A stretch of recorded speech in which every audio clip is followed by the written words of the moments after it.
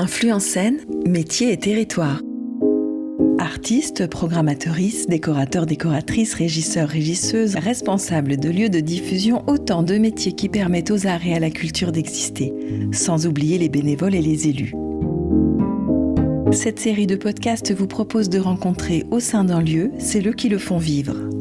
Dans chaque épisode, vous découvrirez leur parcours, leur quotidien, mais aussi les collaborations qui se nouent au sein de cet écosystème artistique, ainsi que les relations qui se tissent avec le territoire dans lequel ils travaillent ou habitent.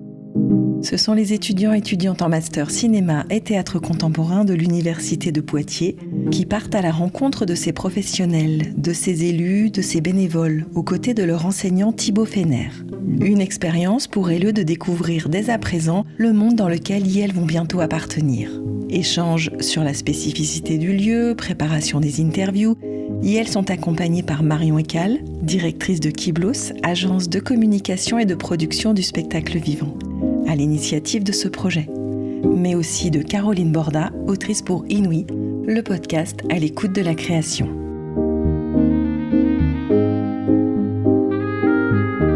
Épisode 2, le cinéma de Jancet.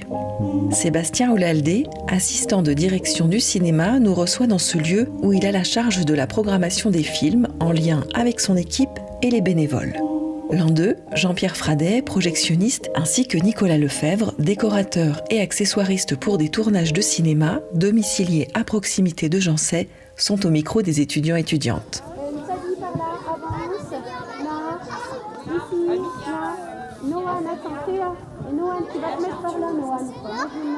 Moi, j'ai un parcours d'éducation d'art appliqué. En fait, moi, j'ai appris à dessiner, à faire de la communication visuelle, de l'architecture, du design, de la mode, etc. Donc, je viens plutôt d'un parcours artistique, mais lié à l'industrie. Et j'ai fait des études de design industriel. Et suite à ça, en fait, je me suis assez vite orienté vers les métiers du spectacle, dans le processus de création de décors. Et donc, en faisant des choses comme de l'événementiel, du théâtre, ça, j'ai fait ça en début de carrière. Et je me suis très vite orienté vers les métiers du cinéma, de la décoration, pour la décoration de films, donc c'est-à-dire tout ce qui est court-métrage, moyen-métrage, long-métrage, téléfilm de télévision, clips, docu-fiction parfois également. La publicité, même si justement en milieu rural, on a très peu de productions qui viennent tourner des publicités ici, c'est plutôt quelque chose qui se développe en région parisienne. Donc voilà, je fais ça depuis presque 30 ans, bientôt, parce que j'ai commencé en 96-98. Et voilà, je suis très content de ce métier. Le parcours est pas toujours simple, parce que c'est un métier lié à l'intermittence du spectacle. Donc en fait, on va de contrat en contrat, de patron en patron, de collègue en collègue. On change tout le temps de lieu de travail, de salaire également. Enfin, chaque projet, chaque tournage est une nouvelle aventure, véritablement. C'est pour ça que ce métier est plutôt attrayant. Nicolas Lefebvre. Alors, je suis des bénévoles depuis 6 ans, depuis ma retraite professionnelle. Donc, j'ai toujours été attiré par le cinéma, toujours été fidèle au cinéma. Donc, j'attendais d'être à la retraite pour pouvoir profiter un peu plus et puis aider l'équipe bénévole, enrichir l'équipe des bénévoles. Jean-Pierre Fradet. Tout notre travail avec les autres métiers techniques du cinéma, les costumes, la mise en scène, le maquillage, le son, etc., c'est d'arriver à faire comprendre une scène, à faire comprendre ce qui est écrit dans le script, dans le scénario. Enfin, à mon sens, c'est ça. Moi, je me destinais pas du tout à ça, au cinéma, à la programmation, à devenir assistant de direction dans un cinéma quand j'étais étudiant. Sébastien Oulaldé. J'ai fait des études à Poitiers, mais en biologie, moi. Voilà, et puis, rien à voir. Mon parcours est sinueux. J'étais assez libre de ce que je voulais faire, donc j'ai fait de la biologie jusqu'en licence. Après, j'ai fait un CAP d'ébénisterie, donc encore rien à voir. J'ai été prof de français à l'étranger. Voilà, j'ai vécu plusieurs années en Espagne où j'étais prof de français. Puis quand je suis rentré d'Espagne, j'avais pas de boulot. Et à La Roche-Posay, le poste de gérant, enfin on était très polyvalent à La Roche-Posay, pour le cinéma venait de se libérer. Et puis moi j'ai postulé un peu au culot. Et j'ai fait ça pendant 8 ans à La Roche-Posay. J'étais tout seul à La Roche-Posay, on n'avait pas de bénévoles, j'avais pas de collègues, donc je faisais tout seul. De la programmation, l'accueil du public, la projection, le peu d'animation qu'on peut faire dans ce cas-là, le ménage, je faisais tout. Et c'était super de le faire, mais quand ça s'est libéré ici, alors c'est très loin de chez moi, j'habite à 1 heure d'ici, j'habite à La Roche-Posay justement, donc c'était très pratique, j'habite à 800 mètres du cinéma, mais tout ce que je voulais mettre en place n'était pas possible, quoi. On m'avait refusé la mise en place du bénévolat pour que des gens puissent faire des caisses et de la projection, pour que moi je puisse me libérer du temps pour faire de l'animation ou programmer plus de séances, des choses comme ça. Toutes les propositions que j'ai faites pendant les 8 ans où j'ai été là-bas, tout a été refusé, quoi. Donc il y a un moment où je me suis dit, si je veux évoluer, si je veux faire autre chose, il faut que je fasse autre chose. Et quand le poste d'assistant de direction s'est libéré, c'était un temps plein avec un meilleur salaire. Donc là, je me suis dit, je vais pouvoir faire autre chose. Donc je me suis lancé. Et donc je suis super content d'être ici. C'est quand même autre chose avec une vraie équipe qui sait ce que c'est que le cinéma, qui me laisse faire des essais. On a fait des jeux de société sur grand écran, on a fait un Pictionary géant, on a fait du jeu vidéo aussi, on a des choses comme ça qu'on me laisse faire, qu'on me laisse tenter, qu'on peut tenter des choses. L'équipe me suit. Alors, ils me freinent des fois, ils ont aussi des réticences ou des freins, mais je suis très content d'être avec cette équipe qui est partante pour plein de choses, quoi.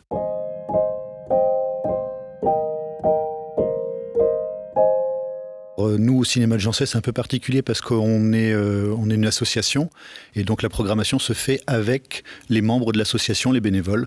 On a une réunion par mois où les bénévoles se réunissent avec les 2 salariés, ma collègue Nadine et moi-même, et ils lancent leurs idées, les films qu'ils ont envie de voir, les films qui leur semblent qui peuvent marcher. Et puis, avec ça, nous, après, on fait notre tambouille, on programme en fonction des envies et puis aussi de ce qui va fonctionner, quoi, dans un cinéma, en connaissant un petit peu notre public et les films qui fonctionnent à la campagne, quoi.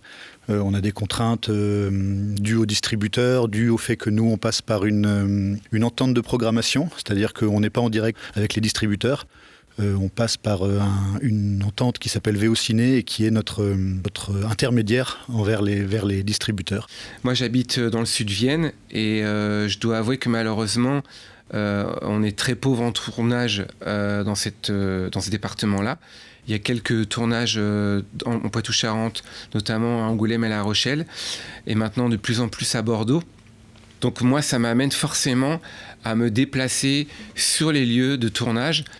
J'ai travaillé en Bretagne, il y a 2 ans j'étais en Rhône-Alpes, je vais aussi en région PACA, là j'ai peut-être un projet de film, c'est sur Strasbourg. Voilà, donc tout ça fait toujours un petit peu loin, mais quand on habite en milieu rural, dans ce métier-là, on est forcément obligé de se déplacer et d'aller là où les films se tournent.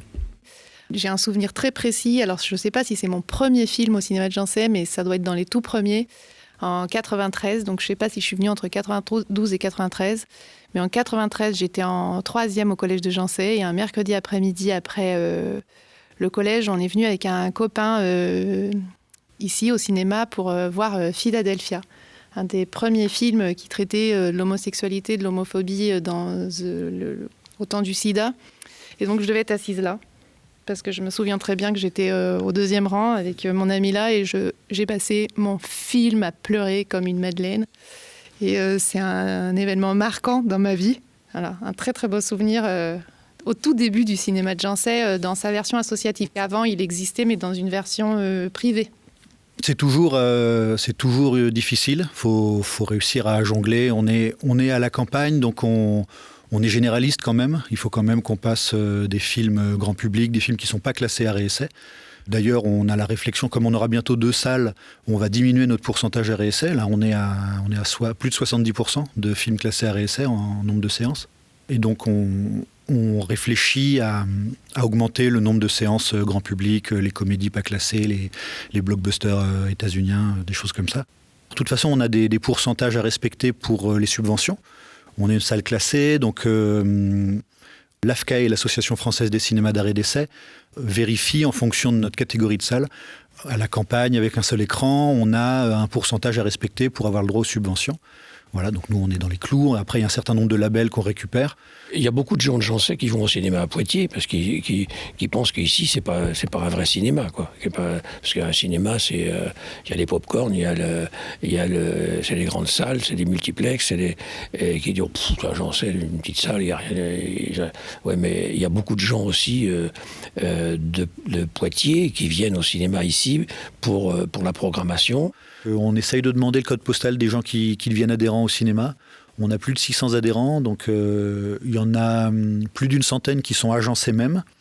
Alors Saint-Maurice-la-Clouère est collé à Jancet, donc on en a encore 80 peut-être ou une centaine à Saint-Maurice. Donc déjà un tiers de nos adhérents sont vraiment locaux, mais ça laisse quand même plus de 400 personnes qui viennent régulièrement des villages alentours.